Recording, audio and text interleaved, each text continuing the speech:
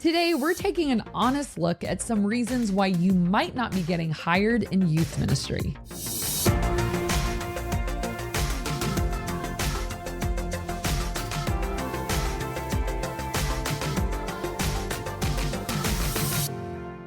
Welcome to the Ministry Coach Podcast, where we give you weekly tips and tactics to help you fast track the growth and health of your youth ministry. My name is Jeff Lascola, and this is Kristen Lascola, and today we're going to talk to those of you who are trying to become youth pastors, or maybe this would be helpful if you already are a pastor and you have some say in hiring. It's kind of a touchy subject, I guess, but we're going to talk about a few reasons why you may not be getting hired as a youth pastor.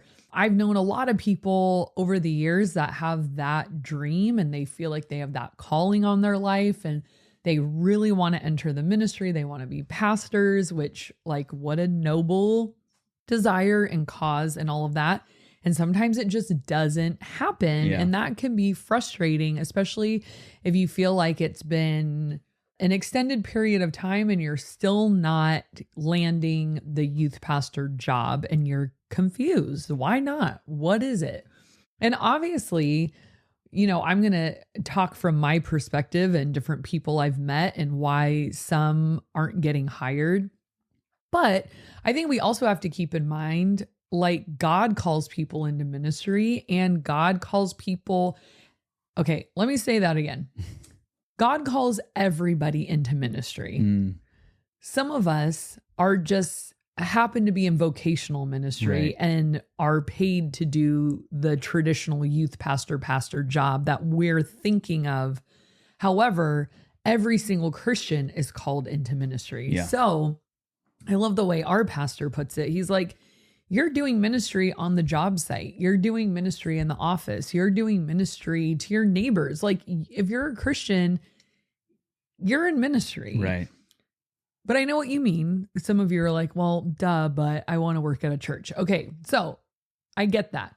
And God really does open doors, close doors. He is in charge of leadership, and I don't know definitively. I couldn't look at someone and say, this is exactly why you're not getting hired. But all I know is that it is a God process, and I can speak to some of the practical things that, hey, have you ever thought of this? Or maybe we need to be honest with ourselves about this or whatever. So number one, I would say this is the most common, and that's why I'm going to start with it, is because I feel like people who want to be youth pastors, a lot of times they don't make it because they want to skip steps 2 through 99. And that's an arbitrary number. Just for example's sake, let's say there's 100 steps to becoming a youth pastor and you're on step 1. And that is, you maybe either have put in an application or you've started getting your feet wet in youth ministry, like you've started volunteering or something like that. You have some involvement or interest in youth ministry. Well, step 100 would be you have landed the job. You are the youth pastor at the church that you're looking at or whatever. But what about steps 2 through 99? There's a lot in there. And list those steps. What? List all those steps now, please. Step 2. But I think... Take notes. You're really putting me on the spot, Just Jeff. kidding. But it's actually, it's now a metaphor. I do It's figurative. Okay.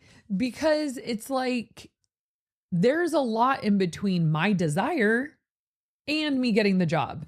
And the way that I've watched a lot of young people operate is, I want to be a youth pastor. I should be a youth pastor at the end. It's like, wow, there was a lot of steps in between that you may have missed, because this isn't like your typical job. Like, I want to work at Starbucks, turn in my application. I work at Starbucks now. It's like, this is different. It is kind of a process, I would say. Like, one doesn't just wake up and decide I want to go into youth ministry and start turning in applications at every church in their town or in their city, right? Like, there's a process of learning and refinement and mentorship and spiritual, emotional, and character growth. There's learning how to do it by working alongside someone. There's a volunteer aspect, maybe an internship aspect. It's not just like you go from 0 to 100, but I think everyone's like, yeah. Anyways, but I know I meant to do this and I just want to preach, put me on stage. It's like, the process of becoming a youth pastor is just that. It's becoming a youth pastor. I don't think that they just exist. I think they often become that through a series like I won't list all 100 steps, but no, just 2 through 99, please. Okay. Number 2, get involved. Like it would be like if interest were step 1, involvement would be step 2, like volunteering, like, then let's see if they have an unpaid internship that you can learn a little bit more ministry skills. Then maybe they do have a paid internship. Maybe they have a directorship that you can be a part of. Maybe you find a ministry mentor and you meet with them, a couple times a month. Then maybe you're taking if you can't afford a seminary degree, you could do a certificate program and learn some more theology. And then you take a leadership course or you take an assessment to define your gifts and skills. There's a lot of things in there that start to develop you into becoming a pastor. You don't just skip it all and then throw up your hands and say, I guess I'm not meant for ministry. Nobody's hiring me. It's like, this could take years, of becoming that person. So will you probably have to work also? Yes. Like, just because you're interested in ministry does not mean a church is obligated to pay you a living wage while you're in process of getting like ready for that big next step. Right. And I think we're just sometimes in this hurry of like, oh, I got it. Right. When we don't, because if you're in ministry, like if you're already there, then this might not apply to you, but this is something you can teach the young ones coming up who want to work in ministry or have a dream. Like, I want to do what you do, or, and then I heard this great term the other day called pace manipulation, which I was like, yes, that makes so much sense. And it's the idea of trying to go fast instead of being faithful and not giving yourself the time to develop and learn. And if you're in such a hurry, respectfully, I will need to question your motivation for doing this. Because if you really feel called to the ministry and you know that that is the path for you, I feel like if your motivation is to serve the church, feed the sheep, and love the bride of Christ, you will put in the work and the effort to be refined yourself, be readied, be developed by people who have gone before you. But if you are rushing and you just want a microphone and you just want influence and you want to be visible and you want leadership, I would highly question if ministry is for you. To feel valuable, to feel significant, to feel seen, to heal some part of yourself, or if this is really about the church. And I think, this is just my opinion, I think that's why a lot of times people who were never looking for it end up being in ministry because God is doing something almost without their knowledge, and they just end up walking through an open door by accident. And I was like, I don't know how I got here, but I guess I'm here. And the ones who are beating down the door or clawing at it and very impatient, it usually doesn't work out. And I would have to think it's not because they're bad people, but it's a very different condition of the heart to be motivated and willing to put in the time. It kind of reminds me as I'm talking as the illustration of Leah and Jacob and Rachel and Jacob. And because he loved her, he was willing to wait. And it didn't seem like any time had gone by at all because his deep, deep love for Rachel was just kind of like, what other choice do I have? Of course, 7 years, you got it. 14 years, okay. Yeah. Because she's worth the wait. And I think in a sense, that loosely, obviously it's not a perfect fit, but loosely illustrates like when you truly love something, not yourself, you can be more patient because of the object of your love. So loving ministry, loving more than that, just loving the Lord, of like, well, what is his path? What is his timing? What is he trying to do in my heart and mind? Where is he leading, and being patient with that? Because when you want to run fast, you're not always running faithfully, because you don't want to outpace what God is trying to do in you before you're ready to pour out and do something with them, with the sheep, with the church, all of that. Kind of jumping off on your Starbucks illustration. And I'm sure there's probably people listening or watching that have been a barista in a Starbucks before. Maybe you can speak into this if you're watching on YouTube, put it in the comment section below. But you can probably walk in and give a resume. Yeah. And you probably could get hired. Obviously, more experience is better, but I'm sure there is a way for someone like, I've never even had a sip of coffee before. I have no idea, but they would train you. Sure. And that doesn't really exist in the youth pastor world, in the sense like, we're going to hire you. I know you've never done it before, but we're going to train you. I feel like most churches, it doesn't happen. There's very little, if anything, there's very little mentorship or whatever. It's kind of like throw you in the deep end and figure out how to swim. Right. And if going again off the Starbucks illustration, if you were to look at that and say, you're hired, well, I don't know how to make coffee. Good luck. You're like, wow, I really wish I had that training, to really get me to, because otherwise it's like, man, your coffee is awful. No offense, Starbucks. I'm just saying the person who can't make coffee would be like, this is bad. You don't know what you're doing. Yeah. There's so many skills you haven't learned. You can't do this yet. Yeah. So what you're kind of describing all the way leading up to, hey, you're hired, is that training process. Unfortunately, it's not in this typical Starbucks way of we're paying you and training you. It's working alongside other leaders. Like the training is I volunteer and I'm starting to kind of understand how this works. Right. Now, can I, go a step further and learn a little bit more of the behind the scenes, or could I help with an event, or could I help, you know what I mean? And you're biting off a little bit as you go. And then by the time you're ready to be a youth pastor, you have like years of these skills like in your wake that help, and nothing can totally prepare you for it. You're going to deal with issues for the first time, but at least you've had that slow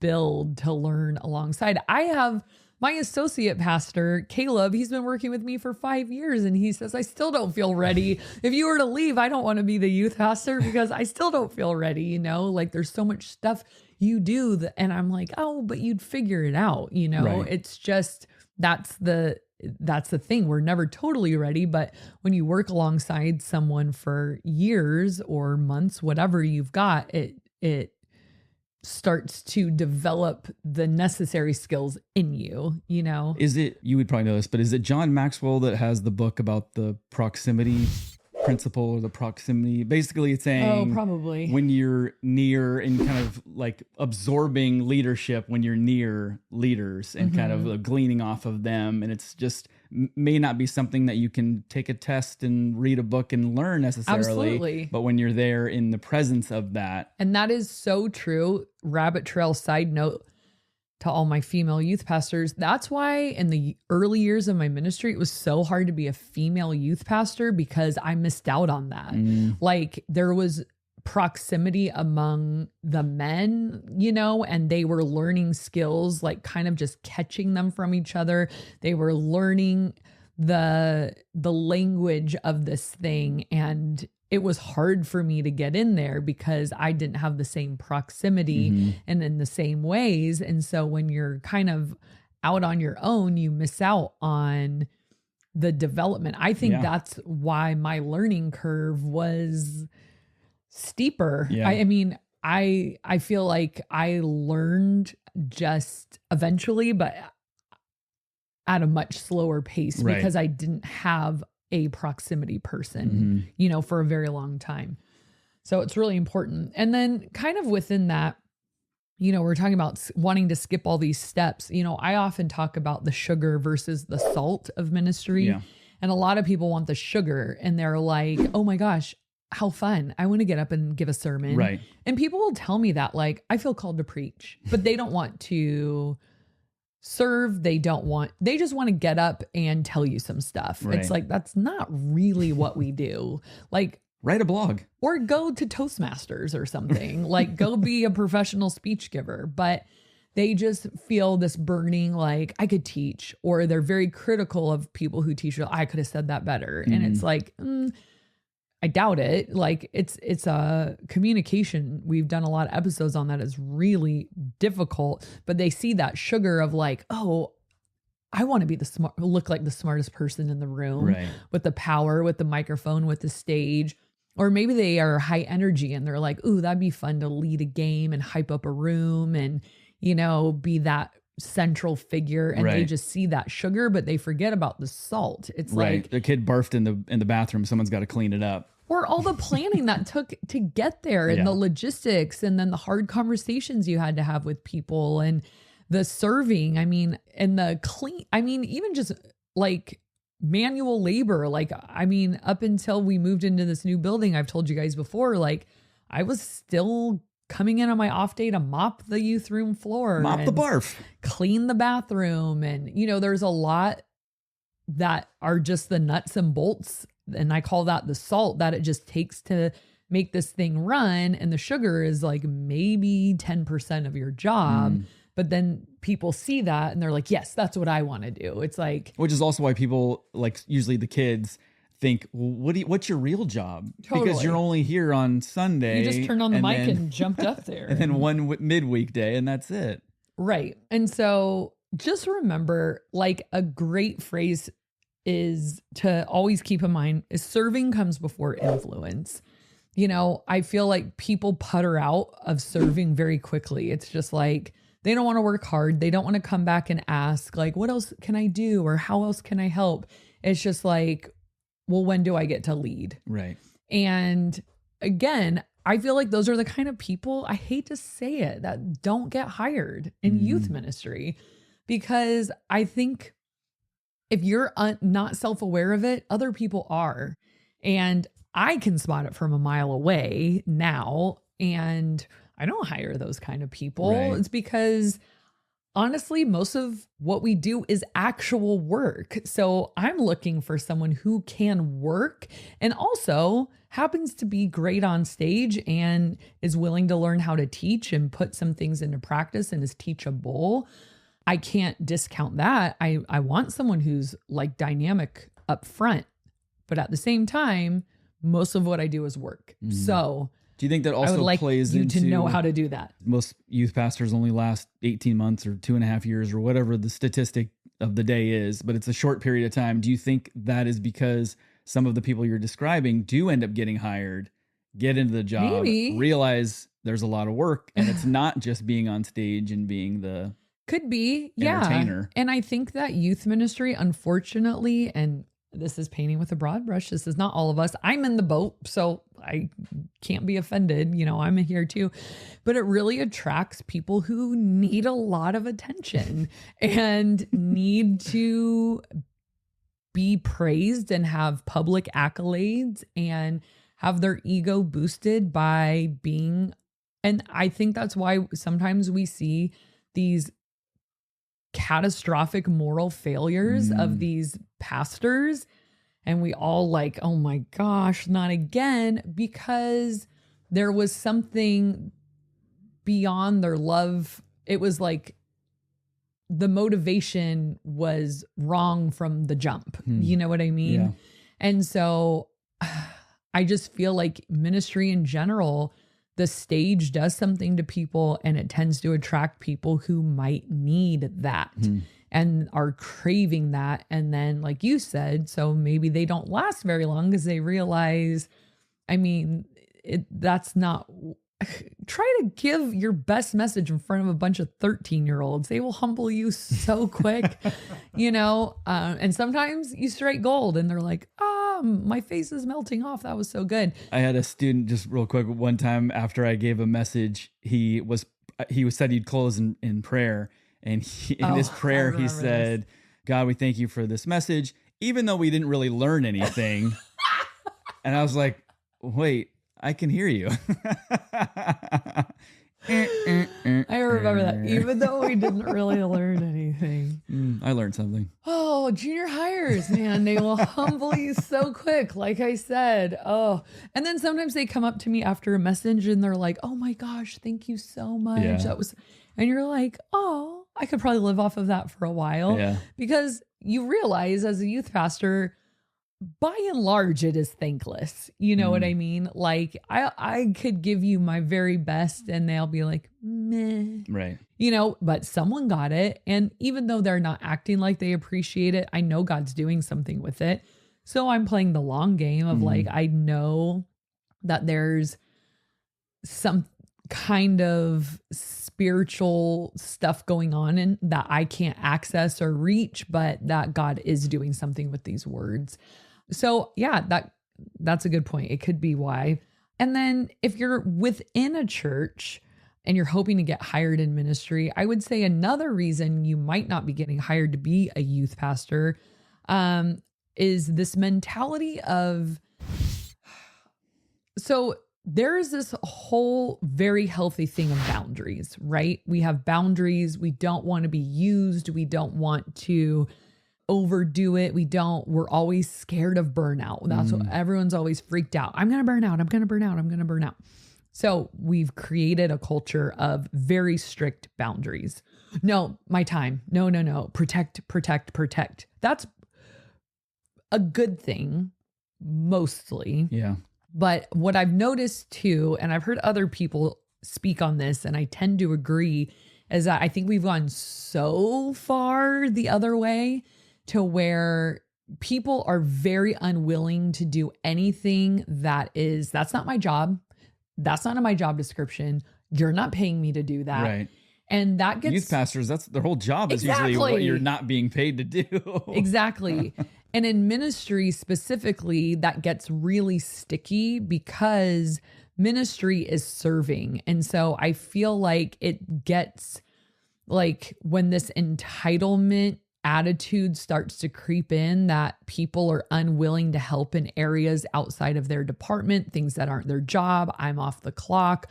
I'm not willing to do that. It's a huge turnoff. And then when people go to hire, they're not going to think of you. Right. They're going to think of the person who did exactly what Jesus did and laid down his life for the mission. And I'm not saying, so who cares about spending time with your family? You should be a workaholic, obviously. But we do need to be careful of over self-protection to the point where we've lost sight that this is also serving. Whether or not it's your job, it is still serving. Even though I get paid to do ministry, I have to remember that it is still serving. So when I'm asked to do something that doesn't directly benefit me or my ministry, there's a season where, oh, I'm so busy with camp, I have to say no. Right. But I need to also discipline myself to say yes when I can and not just say, well, not my problem. Yeah. You know, and I think that's very tempting in this like strict boundary thing. And I believe when you're very generous with yourself, when you're very generous with your time, when you're very generous with your talents and abilities, it actually does come back to you, because that is a sign of someone who, like, kind of the faithful with little, faithful with much, someone who can be trusted to fulfill the mission, that they're a team player, that they're willing to help.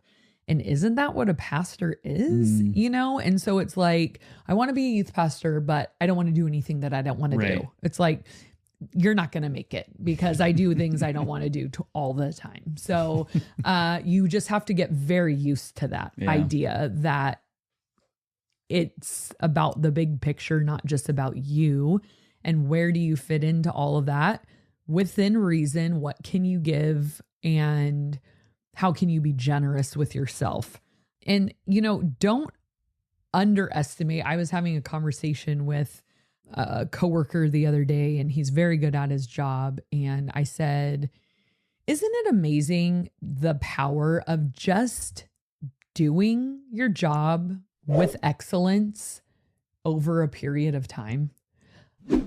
I feel like that alone, if you can do that, puts you in the top 5% of people you know. Because here's the thing, a lot of people want to be on staff or like have a title but they don't actually want to, they want to get by with doing the absolute bare minimum. Totally. Even in the church, even Christians, especially Christians sometimes. And it's like, they just think, it's not really about the work. It's more about just us palling around, having a good time. It's like, no, but this still has to get done. And so I feel like people don't get hired when they just see it as, let's just get by with doing as little as possible, which kind of piggybacks on the last thing we were talking about. But the power of simply doing your job, whatever it is, even if you're just a volunteer, doing it with excellence over an extended period of time, you will create a feeding frenzy for yourself. And that's what this guy did. He just did an excellent job over a period of time. And now everyone wants to hire him for everything. And it's like, anybody can do that. That was easy. By the way.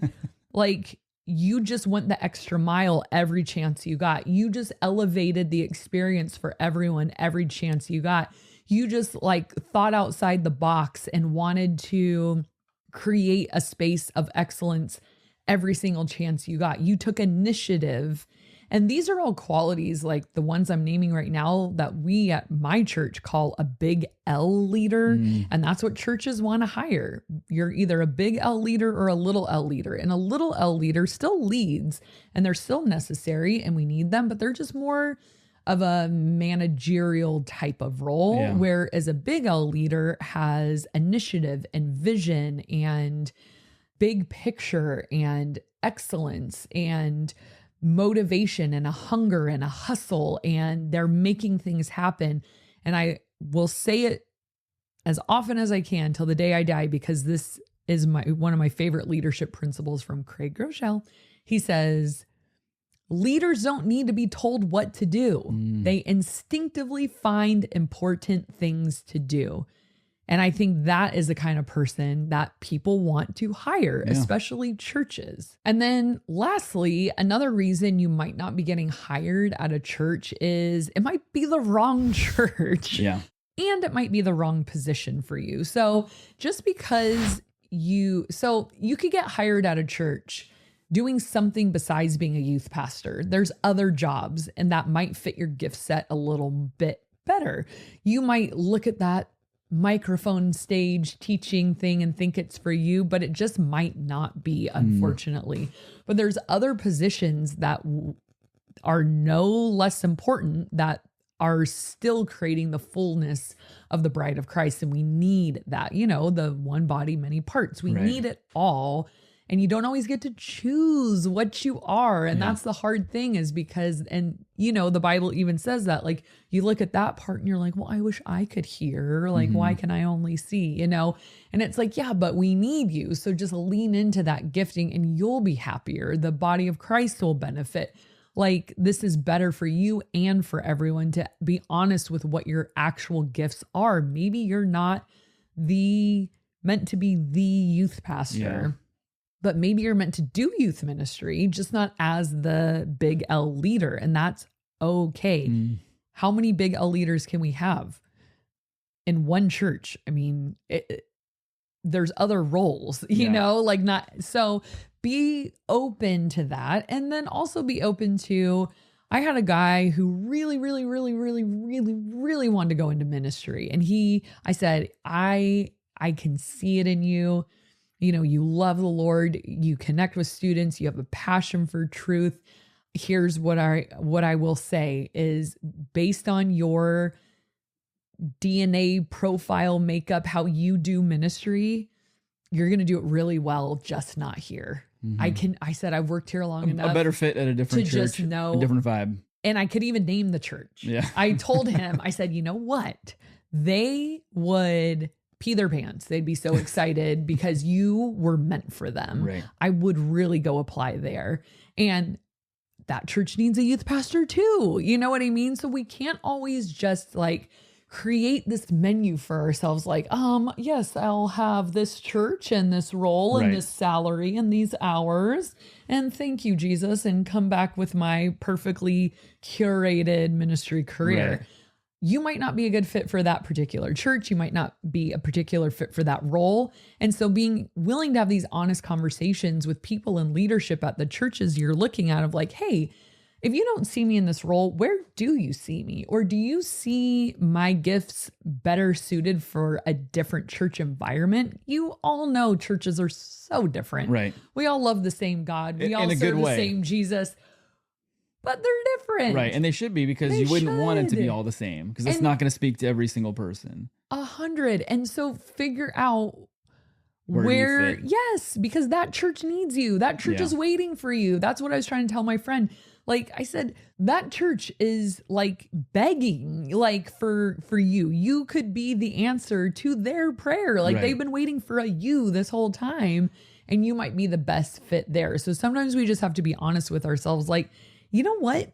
I could try my absolute best, have a pristine resume, have tons of ministry experience, but I still might not be a good fit for that particular church, because as we know, they're all so different. And thank God they are. Mm-hmm. We need those. We all worship the same God, same Jesus, same tenets of faith, but just the culture inside with this particular group of people in this particular city and time and history, it's just all very different. Yeah. And you might need to kind of turn your attention to what else is out there if it's not happening for you at that church. Yeah. So Well, make sure you guys check out an episode we did. It's called Heart, Hunger, and Hustle. You kind of touched on it for I a like that second. one. And make sure you check that out. It kind of just describes what it takes to be a good leader, especially specifically in youth ministry. All right, let's do a community comment of the day here real quick. okay, I like This these. comes from the Civ Div, who says, Ooh. binging all your episodes, loving it so far, keep them coming. We will We every will. Thursday. You can count on us. Thank you, Civ Div. We appreciate it. We appreciate you. We appreciate you guys watching and listening. And we will see you next time. Welcome to the Ministry Coach Podcast, where we give you weekly stuff. My name is Jeff Lascola, and this is Kristen, Kristen. do numbers really matter in youth ministry? Maybe. Numbers, what are they?